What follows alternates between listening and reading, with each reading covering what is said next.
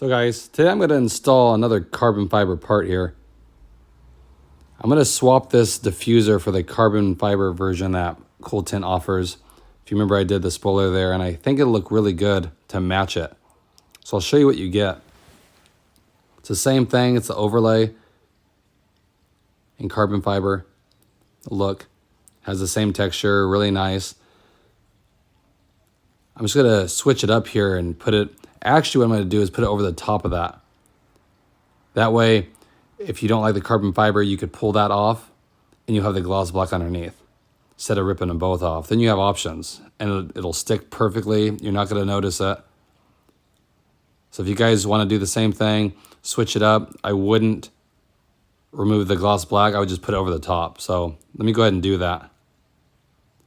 Okay, check this out. And this is over the gloss black vinyl. I just put it on the same way. Turn the light on here, you can see it a little bit better. Okay. And then I'll just tuck the edges, take a little trim tool and kind of tuck it. Easy to do because those the little black molding moves around, but it looks really sharp. Little air pocket that'll come out, just push on it. Very easy to work with this stuff because it's a little bit thicker too. So any air bubbles you see, I'll go ahead and work those out. But I just want to share with you how easy it is to switch this up. It looks really sharp. You know, it looks a little different than all the gloss black. It has a different look, the texture is different.